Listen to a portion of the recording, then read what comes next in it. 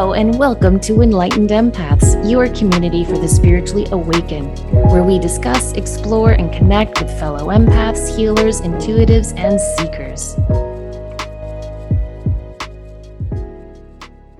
Hello, empaths, and welcome to the show. Today, we're discussing the powerful effect our emotions have on our bodies with our fantastic guest, Dr. Bradley Nelson. He's the author of the best-selling book, The Emotion Code: How to Release Your Trapped Emotions for Abundant Health, Love, and Happiness. And his new book is called The Body Code: Unlocking Your Body's Ability to Heal Itself. I can't wait to dive into these topics with you, Dr. Nelson. Thank you so much for coming on our show. Well, thank you both for having me on, Samantha and Denise. It's great to be here. It's such an honor. I have a question.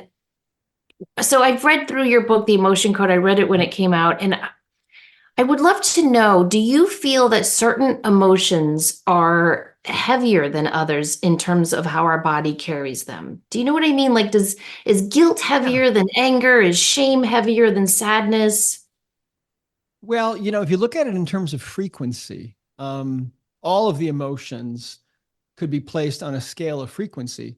The positive emotions like bliss, joy, total gratitude are way up on the positive scale. The ones that we're generally concerned with, though, the ones that seem to cause the trouble for us, are not the positive ones, but the negative ones.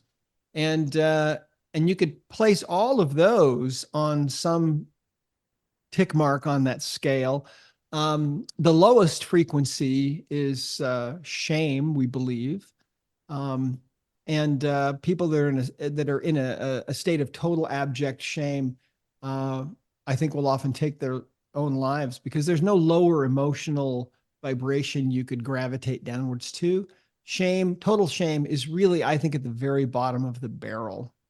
Yeah, So that makes sense. yeah. So all of the emotions are, they all have their own frequency. They've all got their own vibration. And some are more intense than others, but it kind of depends also on the circumstances, on what happened. For example, a trapped emotion of anger might not be as bad or have as much weight for your own being as maybe an emotion of humiliation, where you were just absolutely totally humiliated, which can get kind of close to shame. So you never know. With the emotion code, of course, what we do is we allow the subconscious mind, which knows with a perfect understanding what emotional baggage we have and exactly what it's doing to us, what when it occurred, and so on. And we just allow the subconscious to guide us to release whatever, and so it works. Yeah. Yeah. And it's about awareness too of these emotions and being willing to get in touch with them and face them in order to heal them. Well, yes, that's true. And that's a fascinating aspect of this work, because if you think about it, our ancestors, for the most part, had a tendency to suppress their emotions, right?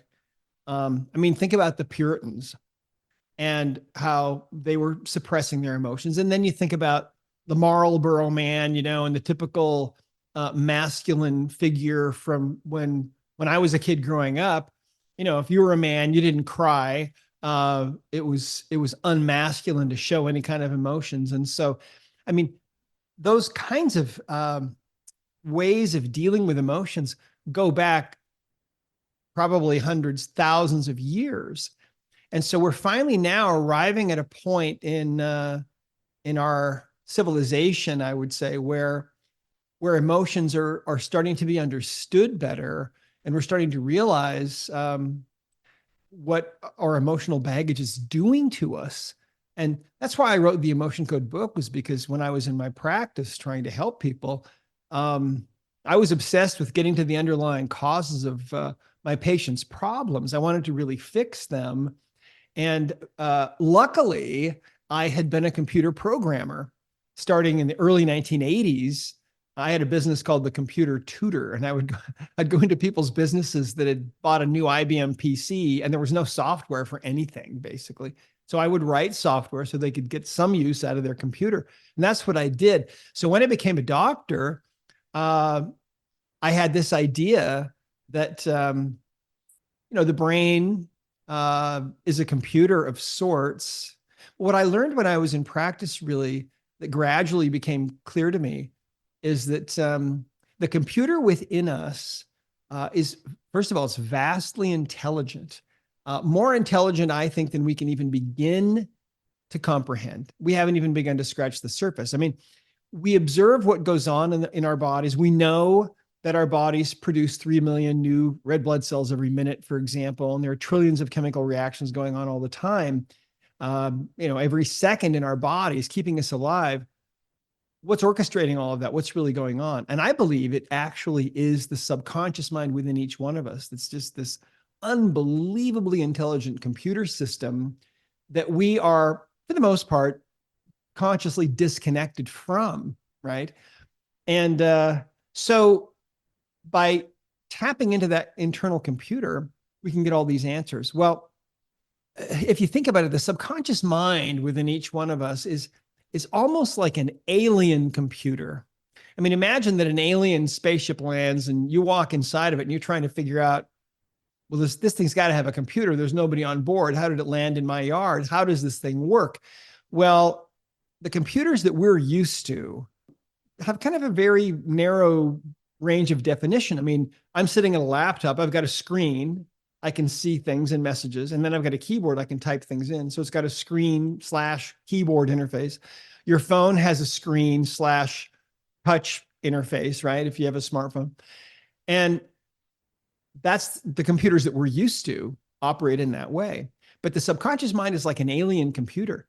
It doesn't have a screen. How does it communicate messages to us? Well, it communicates messages to us through symptoms. It makes us feel things. It makes us feel physical pain or things like depression or anxiety or phobias or panic attacks, or we have PTSD symptoms or eating disorders, self-sabotage of all kinds. The subconscious communicates to us through symptoms. Infertility, that's a symptom. Asthma, there's another one. Digestive disorders, there's another one. I mean, you name it, including all the diseases that we're diagnosed with. Imagine that all of those things are really just ways of the subconscious mind communicating with us, putting a message on the screen of the body saying, hey, hello, I need some attention here. I've got some problems going on within that need attention. And, until you fix these, you're going to have to deal with these migraine headaches or this depression or whatever it is. So it's a totally different way of looking at the body. But after doing this for 35 years and being a programmer for quite a number of years before that, it's become really obvious to me that this is the new paradigm of how we need to look at the body. So in other words, if you have symptoms, that should be the beginning of a dialogue really with the internal system, the computer, to try to find out what's really wrong. And that's the basis of all the work that I do with the emotion code, the body code, now the belief code. I absolutely love that because I really, in my own life, have seen a mind-body connection from many different things. I've seen it in people that I love. I've seen it in coworkers when you're in denial or you're not facing that. So 100%. How about, the whole nature nurture that we might learn behaviors from our parents. So we may have anxiety because that was modeled for us when we were little people, or we may have this. But what about the things that may have been passed down cellularly through that genetic lineage that we may hold and we're saying, you know what, I want to end this. Do you see a correlation where things have happened in families? Oh, absolutely. Yeah. In fact, one of the things that we added a whole new chapter, for example, in this new version of the Emotion Code book, the hardcover version. The old one was a soft cover, but the new hardcover version, at least in English, we added a whole chapter on what we refer to as inherited trapped emotions. And what we have found is that at the moment of conception, we will, almost all of us, receive some kind of emotional energy from mom or dad or both that they might have received when they were conceived from their mom or dad. And these can go back for many generations. And so we see this all the time where, for example, maybe a person is having a hard time finding their soulmate. And maybe the biggest reason for that is because, in 1758, their grandmother was jilted at the altar. And the grief was so powerful that that became trapped in her body. And then when she eventually conceived a child, that energy was shared down the line. And so emotional energy can be traveling down people's family trees like a freight train. And so people can be experiencing trouble in their life in the present because of something that happened generations ago. You know, I've seen people who, for example, had difficulty with money because of something that happened to an ancestor, you know, a few generations ago. Sometimes things happen, you know, 10, 20 generations ago that we really don't know, you know, what it was about. But, you know, we all have ancestors, right? And a lot of our ancestors went through really difficult things. So that emotional energy is with us. And the really fascinating thing about this is that when you identify and you release an inherited trapped emotional energy using the emotion code, you're able to identify those generations really quickly. And what we find is that when that emotional energy is released, it releases not only from the person that is holding it that's alive and living, it also seems to release it from those ancestors all the way back. And if that person had passed that emotional energy to a child, that maybe has then gone to even a grandchild or even a great grandchild. When you release one of these from anywhere in that line, it will release from everybody because quantum physics is very weird. And so an energy like this really is just one energy, even though it may be hundreds of years old, traveling down this line. If you release it from one person, it clears from everyone because it's really only one energy. And I can tell you stories and stories and stories. I mean, just amazing things that we've seen. We love But we stories. probably didn't have time. It proves that time is, you know, irrelevant and spooky action at a distance. I think it's how they refer to it. So I think those Exactly. stories are absolutely phenomenal. Before we talk about how people can start to release these emotions, I encounter a lot of people who aren't really into this stuff, right? I was walking my dog earlier this week and I bumped into a neighbor and she has acid reflux and it's like causing a lot of issues. Like her esophagus is she's got to go to the doctor and I said, "Oh, throat chakra stuff," you know. And she looked at me like, "What are you talking about?" Are there certain Right. illnesses that you can hear about? And like for me, I look at an illness and I think, "Oh, that's the throat chakra," or you're having stomach issues, that's sacral or solar. Are there certain illnesses you hear about and you go, "Oh, that's this trapped emotion"? Is it that easy? Well, actually, no. My experience is that anything can cause anything. So you just never know what the cause is going to be. But luckily, the subconscious mind, now we have a way to communicate with it and it can take us there. Since you brought up uh, hiatal hernia, acid reflux, I'll share a story with you. Many years ago, when the Emotion Code book first came out, I think this was in about 2008, I was on a radio show with Dr. Richard DeCenso out in Virginia. I'm on this show. I'm here, you know, in southwestern Utah, and there's a lady that gets on. She calls in. She says that she's had this hiatal hernia and this reflux that's just miserable, and it's been bothering her and getting worse, you know, for a number of years. So I tuned into her and we explain how all this is done really easily in the emotion code and so on. And I right away found that it was a trapped emotional energy and the emotion was resentment. And I traced it back again, just testing her remotely. And it had occurred when she was 35 years old, I think. She was about 52 at the time. And she said, "Oh, yeah." She said, "I know what that's about." I said, "Oh, okay." So I released it from her. She's like half the country away, right? She was calling in from Ohio, I think, or Illinois or something. Anyway, she felt a little bit better, you know, and I finished the radio show and forgot all about it. Well, the next morning, she sends me this email and it has like 100 exclamation points in it because that morning, she didn't tell me, but that morning she was scheduled for surgery on her hiatal hernia. I had an aunt that actually died in this surgery. I mean, it's not anything to, you know, to take lightly. And anyway, she went in and they gave her the barium to swallow. So then they actually did what they call a scout film where they take an x-ray to make sure that everything is where they think it's supposed to be. And the doctor studied it for a while and he came back and he said, he said, we're canceling your surgery. He said, there's nothing going on. It seems to not be there anymore. There's no pitting or fissuring or anything like that. It looks completely textbook normal. So, let us know if you have any trouble. Luckily, she was seeing a doctor that was, really ethical, because some doctors would have gone ahead and done the surgery because there's a lot of money involved. But, I still hear from her periodically, and that was a long time ago. And that was just one trapped emotion. So you can't ever underestimate how powerful one trapped emotion is. And the thing about it is, you see, we're, especially in the US, more than any other country in the world, we're so propagandized by big pharma. You can't watch TV. I don't recommend watching TV anyway, but if you watch TV for 5 minutes, you're going to probably see 2 or 3 drug commercials, right? Brought to you by Pfizer and so on. All the news networks, they're all funded by the drug companies, and it's a very, very corrupt situation. The interesting thing about it is, if you go back to the smartest people that have ever lived in recent history, like Albert Einstein, what did he say? He said, the medicine of the future will be the medicine of frequencies. Nikola Tesla said, if you want to understand the secrets of the universe, think in terms of energy, frequency, and vibration. These are incredibly bright people, right?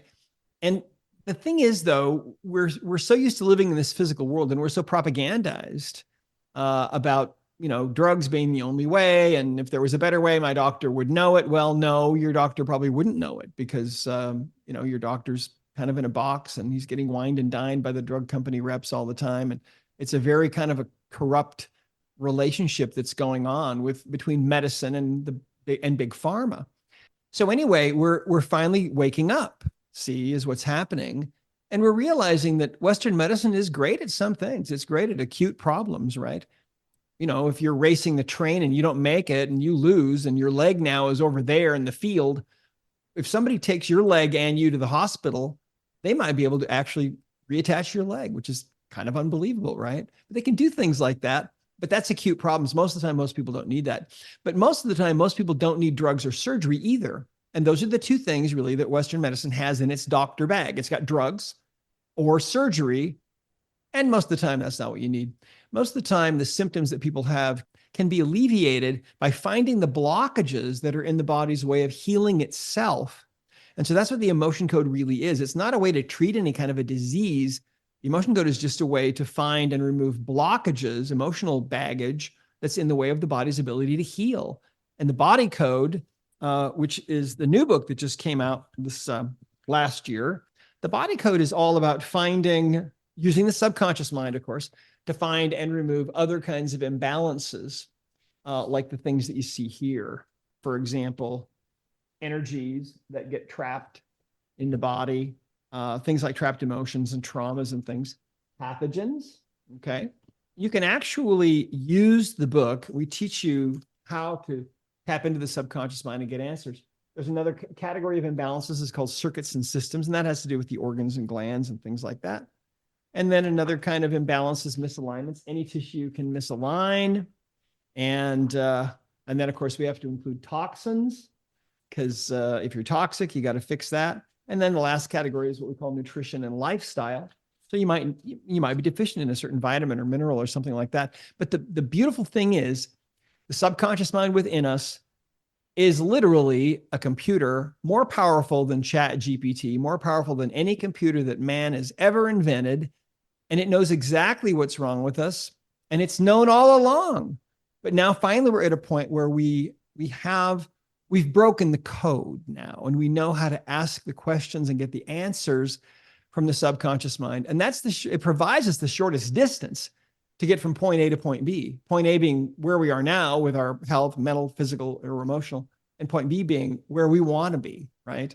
So that's it in a nutshell. It's really simple, actually. Fascinating. So back to the familial patterns, you'll see one sibling out of a whole group that doesn't seem to inherit the traditional things passed down in a family. They don't have the heart disease. They don't have the high blood pressure. They don't have issues with obesity or whatever they might be, but everyone else in the family has it.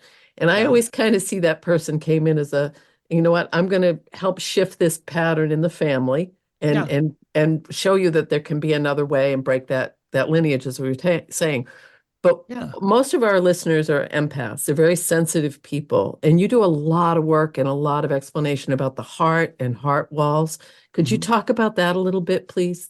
Yeah, absolutely. Thank you. Um, just to address really quickly what you mentioned, trapped emotions that travel down a family line definitely will skip people. Oh, Sometimes they'll hit everybody, and sometimes they can be like eye color or like mhm. the shape of your ears, like any other inheritance factor. Some people get them and some people don't. Well, okay, let's talk about the heart because that's really the most important part of the emotion code, and it's a hugely important piece of the puzzle as far as getting well. So back in the 1960s, let's go back in time. Back then, doctors first started doing heart transplants. I remember I was a kid. It was a big deal. I was always interested in this kind of thing. And it was a big deal. Remember Life magazine, big full page spreads on, wow, this is unbelievable what they're doing. Well, the interesting thing is it didn't take long before people would sometimes come back to the doctor and they would report strange things. They would talk about how their taste in music or food or sports had totally changed. Sometimes they would have memories of being in places that they never in their life had ever gone to, and yet they had these memories. And so when these people were connected with the families of the heart donor, they would inevitably find out things like, well, yes, our son was a baseball player. And so now you love baseball, huh? And you don't miss any of the games and you didn't ever go before. Well, maybe that's because his heart's beating in you and he loved baseball. Or, our daughter visited Rome every year. It was her favorite city in the world. And now you have memories of being in Rome, and yet you've never in your whole life ever visited Rome. So those must be her memories. How weird is that, right? So there are whole books written about this. It's called cellular memory. Well, what we now know is that the heart is really a second brain. In fact, I kind of think it's the first brain, really. I think the heart is the seat of the subconscious mind. Think about this. I mean, if someone is really deeply hurting you or you're really deeply in grief about something, you feel it in your body, don't you? You don't get a headache or an eye ache, you get heartache, right? By the same token, and you can feel that physical sensation like there's an elephant sitting on your chest or like you can't breathe. We've all experienced that. I think the vast majority of us anyway. Think about it. On the other hand, if you're at maybe you're at a concert and there's someone that's singing and you're listening to them and they're singing beyond their natural ability. And it's like they're singing truly from their heart. Their heart is vibrating and your heart begins to vibrate too. And your hands will go to your heart, right? And tears will come into your eyes because you're being moved. Well, the ancients believed that the heart was the seat of the soul and the source of love and creativity and romance. And they believed the heart was the core of our being. Well, those ancient ideas come down to us today, mainly in the form of the heart-shaped box of candy that you get, at Valentine's Day, right? But that's where those ancient ideas come from. What happened was we had this experience. It was in 1998, actually. My wife woke me up early one morning and told me that she'd had a dream. And then the dream, there were three symbols, and she knew that these symbols were things that had to do with her health and well-being. She asked me if I would help her figure these out. So we figured out the first two. They were a couple of inherited trapped emotions that we hadn't found before. We cleared those out. And then when I turned my attention to the third symbol from her dream, I suddenly had this amazing experience. And I can only describe this as a waking vision, where suddenly the room that I was in disappeared. And I'm seeing instead this unbelievably beautiful hardwood floor. And at the same time that I'm seeing this, and by the way, this lasted for several minutes, this vision really was like a waking vision. At the same time that I'm seeing this floor, I have this understanding that comes into my mind that my wife's heart is underneath this floor. And I mean, I don't use drugs. I don't even use caffeine. I mean, I have to be careful eating chocolate or I can't sleep at night. I don't use anything. This came from above, really. And I had no idea what it meant. And I told my wife, she had no idea what it meant either. And so we started doing some testing. muscle testing her to try to get answers out of her subconscious mind. And what we found was when she was 2 years old, because she had been born into a kind of a dysfunctional family, her father was a rageaholic. Around age 2, she started to put up layers of energy around her heart. And these layers of energy were made from her emotional baggage, from trapped emotions. So when you have a trapped emotion in the body, it's an experience that you've gone through, something's happened, and that energy didn't get processed. And so then it becomes trapped in the body. It's like a little ball of energy. But sometimes you need to protect your heart because it feels like it's going to break. And so the subconscious will start to build a wall. And so she had a number of layers of emotion built up around this wall. And we asked if we could start to release these, and we could. And it took us about 2 weeks of releasing. We'd release an emotion, and she would have to take a couple of days to process. And sometimes we could release 2 or 3, and then she'd have to take a couple of days. The price that she paid for having this wall around her heart was that it was easy for her to feel negative emotions, hard to feel positive emotions. She battled with depression and anxiety. And any group that she was ever with, even women that she had known for many, many years, she never really felt like she belonged. She always felt like she was the odd person out and that she wasn't really part of the group until the last emotion was released and suddenly that wall was taken down and suddenly an immense shift happened for her. That was the beginning. And initially I thought, well, you know, my wife, Jean, she's had a lot of weird things. She might be the only person in the world that has this. And I was so wrong because about 93% of people have put up this wall around their heart. See? And when we get rid of enough of these walls around enough people, the whole world is going to transform like that. People have seen it in near-death experiences and visions and things. It's an incredible thing.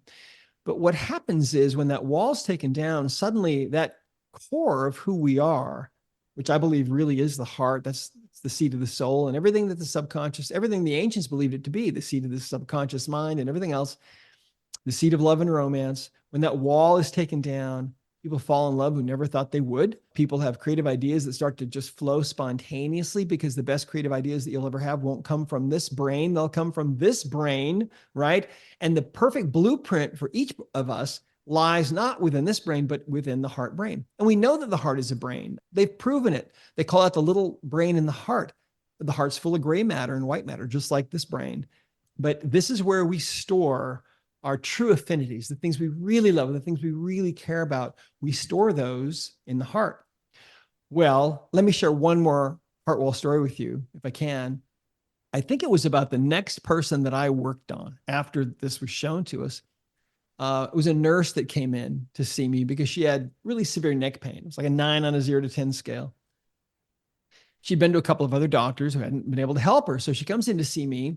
And as I'm talking with her, she tells me that she's 38 years old. She's a nurse. She hasn't dated in 8 years. She's single. She's never going to date again. She's going to die single. She was very determined about this. And I said, well, gee, why do you feel that way? What happened to you? And she said that 8 years before, she was really deeply in love with this guy who dumped her and broke her heart. And that was it. She hadn't dated since then and was never going to date again. So I tested her and found 3 trapped emotions had formed into a wall around her heart and clear those 3 emotions. It probably took me 3 or 4, maybe 5 minutes to clear these 3 emotions. When the last emotion was cleared, and by the way, they all had to do with the breakup from 8 years before. When the last emotion was cleared, all of a sudden, her neck pain was just instantly, completely gone, right? Totally gone. It went to a 0 from a 9, and she left the office feeling totally fine. And I didn't see her for 3 months. And 3 months later, she walks into my office, and I'll always remember seeing her in my hallway. And I said, hey, I haven't seen you for a while. How are you? What's going on? She said, you know, my neck has been fine since I was here. But she said, you cleared that heart wall from me. And that really works. She said, about 2 weeks after I was here, I found out that my childhood sweetheart has been living right around the corner from me for almost 8 years. And we're dating. And we're in love. And I think he's going to ask me to marry him. Right. And I just thought, Oh, oh, what a that shift. gives I me thought you were chills. celibate.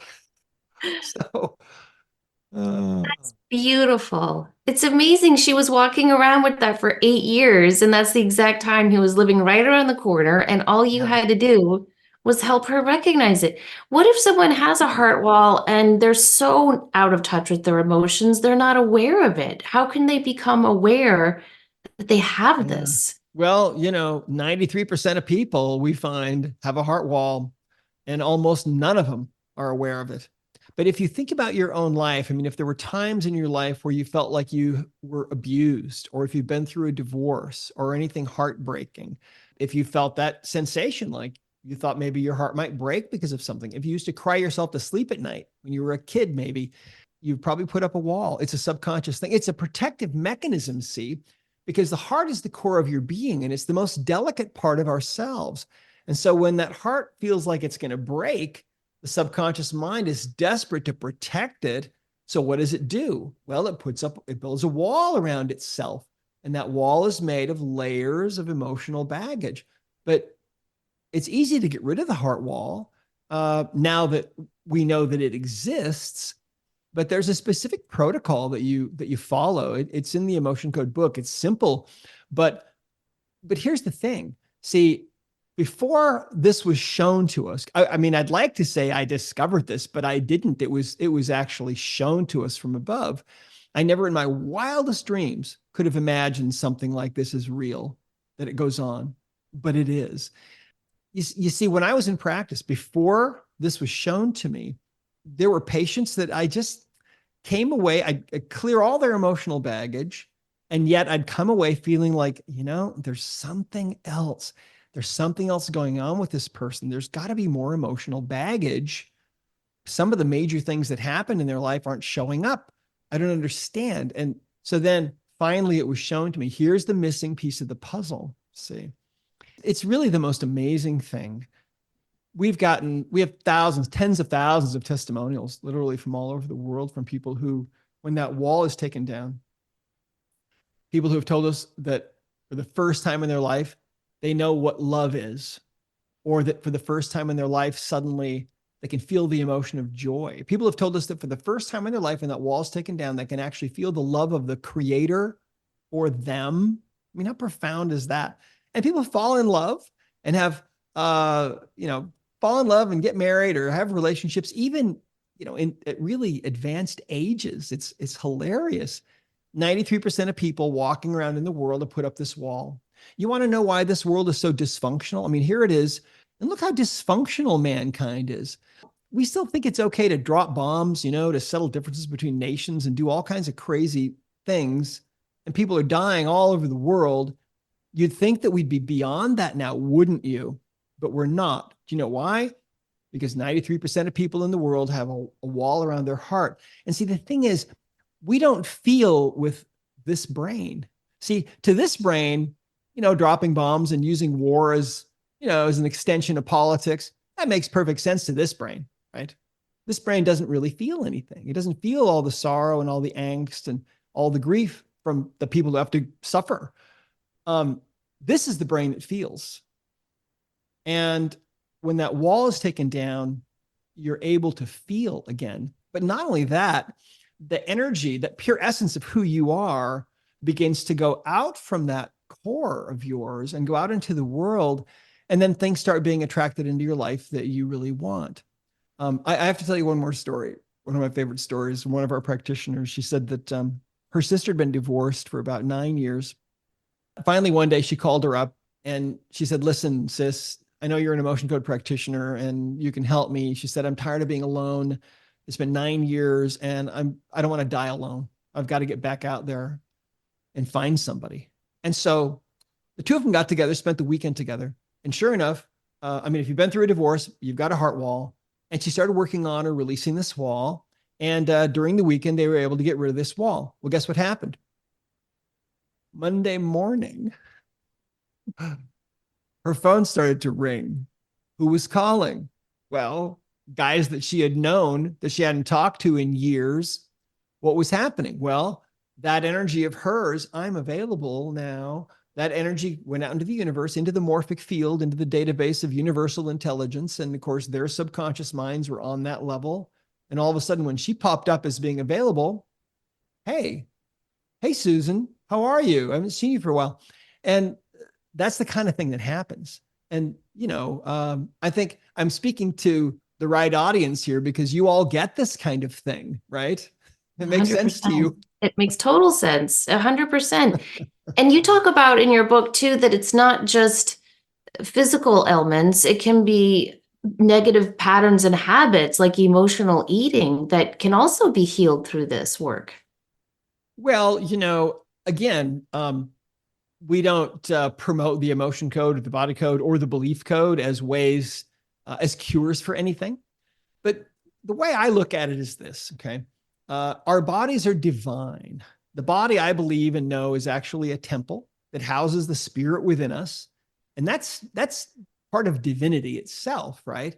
And so we have this incredibly powerful computer within us, and it naturally wants to be well. The natural state of our bodies is to be totally vibrantly healthy, mentally, emotionally, and physically. Well, why aren't we a lot of the time? Well, because of things that get in the way of the body's ability to heal. See, that's all that these things are. They're just a way to find and remove those things. So, for example, some of the things that I've seen, if you think about weight loss, okay, I mean, I've seen cases where a person couldn't lose weight. One woman I'm thinking of in particular, she'd been raped. Okay, it was after the rape she started to put on all this weight, and she would diet and she would do all these things, and she would lose the weight through sheer force of will, and then it would all come right back again. It was so disheartening to her. Well, what we found was the emotional energies that had become trapped in her body because of the rape were the things that were actually preventing her subconscious mind from being okay to lose weight. Because to her subconscious mind, the rape was not anything that it ever wanted to go through again, ever. And how could it avoid that? Well, if she carries all this extra weight, she's going to be less likely to be attacked like she was before. And so that's kind of how things work. Remember that the subconscious mind, it doesn't make judgments about anything. All it does is draws conclusions. Emotional baggage is a big piece of that puzzle. And we have a new, it's our third level of certification now in the emotion code, or in Discover Healing is our company name. We have emotion code is level 1 certification, level 2 is body code. In the body code, you can find all the imbalances that I was showing you in the book, from toxins to pathogens, things like that. The next level, level 3, is what we call the belief code. And with the belief code, we're actually able to identify the negative belief systems that a person has. And we're able to delete those from the subconscious mind and put in new ones if we need to. So, the bottom line is that we are designed, I believe, to have absolute perfect health in all ways, mentally, emotionally, physically. But things get in the way. And now we know how to find the things that are in the way and get rid of those. So then we can move back in that direction of being totally healthy in all those ways. So that ties in beautifully with where my mind was going with this, because I was thinking you have to identify it, you have to identify the emotion, see where it's manifesting in your body. And then when you were speaking a minute ago, I was thinking, so you've removed this heart wall, you've opened yourself up. Does that, because there's a vulnerability with that, there's a fear with that, there's a pattern that you've established in your life of, I'm going to put my shields up so no one can ever hurt me like that again. Yeah. Does that seem to dissipate when someone removes the heart wall, or does this, the emotion code, the body code, and then would the belief code be where that releases that fear and vulnerability? Well, most of the time when we take down someone's heart wall, most of the time it stays gone, and their heart now is open. And what happens is they shift from where they were to a whole nother level of energy. And by shifting and going up that, ascending that level of energy, that scale, all of a sudden the things that were concerning and frightening to them where they were before, they don't really give much thought to. Now, sometimes the heart wall can get rebuilt. The subconscious mind won't allow you to release the heart wall unless it's ready to release it. Sometimes the heart wall can get put back up again. And in that case, there might be other things going on. There may be emotions trapped in other parts of the body, or there could be negative beliefs or other things that we find in the body code. So all of these methods work together, really. And then ultimately, yes, the belief code can be, where a person might need to go because they might have a whole negative belief system about love or relationships or weight or whatever it might be. But now we've cracked the code on that too. So Amazing. Thank you. Really is. I know you have a couple of events coming up. Do you want to talk about some of those for our listeners? yeah, well, we have a body code certification event actually that's coming up, and that's going to be in February. Let me see if I can look at my calendar and see exactly when that's going to be. Hold on. Here we go. That is going to be in Las Vegas, the 22nd, 23rd, and 24th of February this year, 2024. And then let's see after that, what else we have going on. We have, let's see. I'm going to Well, be you're in going North to be in North Carolina. Carolina in April. Yes, exactly. The 26th and 27th, I believe, at Art of Living. And so if you're out on the eastern half of the US for sure, you should come to that event. That's going to be really fun. And Art of Living, if you've never been there, is up in the it's up in the Blue Ridge Mountains. It's just absolutely stunning. Just so beautiful. And then the food, there's a big cafeteria. The food is amazing. Come and it's a phenomenal yoga center. They've got massage. It's a kind of a wellness compound. Compound might not be a bad word, but it's an amazing place. You should check it out. And then let's see, we're going to be after that we'll be doing an event in Warsaw, Poland. Let's see, the 30th, 31st of May, and then the 1st of June. We'll be doing an event in London around the 7th of June. I'll be in Frankfurt, Germany around the 14th of June. And let's see. And then I'll be in Romania. So if you know anybody in Romania, in Budapest, will be, or Bucharest, sorry, we'll be there on the 5th and 6th and 7th, I think, of July. Then we'll be doing an event in Milan in Italy on the 12th and 13th, it looks like, of July. And yeah, that probably brings us pretty close to the I schedule for love the that you year. have to like check your calendar. Like if someone said to Yeah. me, "Where are you going to be in May?" I'd be like, "I'm going to be in Poland and then London." I'd have it memorized. And you're like, "Yeah, I'm going to go to Yeah. Romania." And then that's Yeah, I have to check the fantastic. I calendar. mean, look at the I don't remember. beautiful wide reach of your work. That's amazing.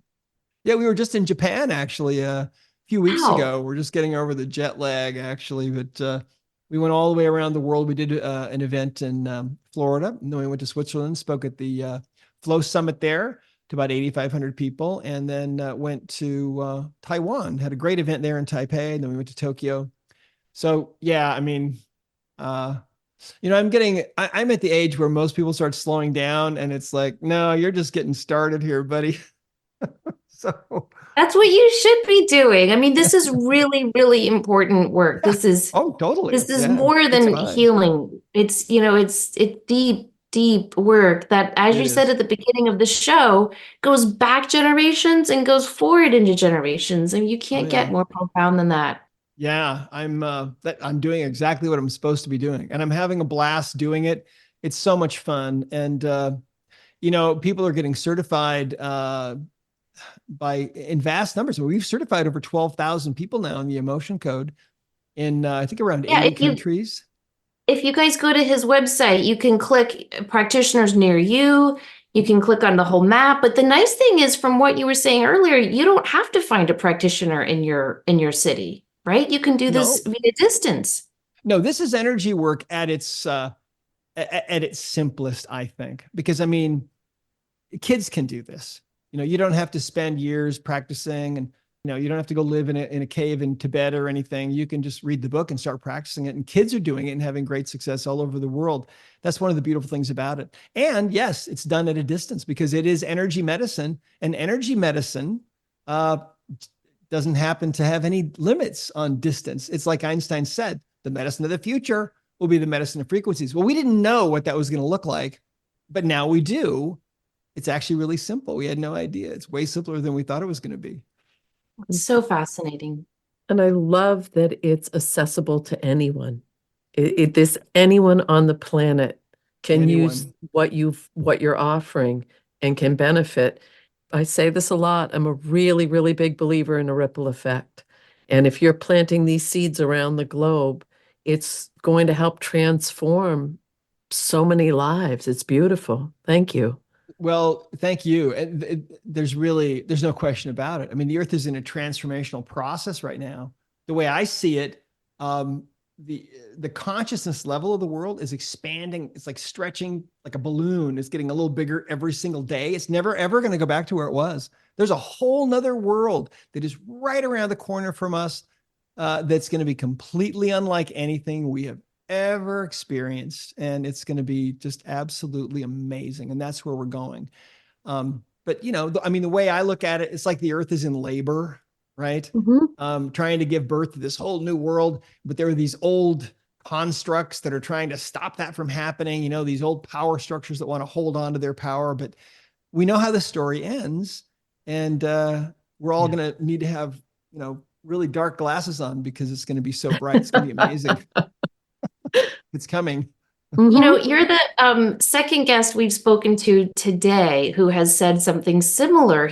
Our earlier guest was saying that, we went from the industrial age to the age of technology, and he said that years and years from now, this is going to be known as the age of consciousness. Yeah. And now, you're saying that as well. It's absolutely fascinating. We are on the Yeah. precipice of something fantastic. And I like the idea of labor pains, because then that Yeah. gives us hope. Because it doesn't really feel like we're super awakened right now, like you were talking about before with all the wars and everything. But I Right. do think more and more of us are turning our lights on and reaching out and sharing what we have with others the way you are all over the world, which is fantastic. Yep. It's the cat's out of the bag. We're finally starting to realize, you both have cats. Yes. Samantha, is your cat attending?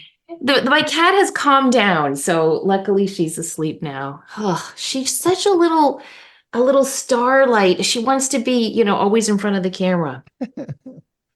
Anyway, That's thank fun. you so much for coming on the show, Dr. Nelson. Such an honor to get to meet you in person and talk to you. And we'd love to have you back on when you get back from your global world tour. Yeah, absolutely. Let's do that. Well, the honor's mine, really, Denise and Samantha. Thank you both for having me on. It's been a lot of fun, and yeah, look forward to our next one.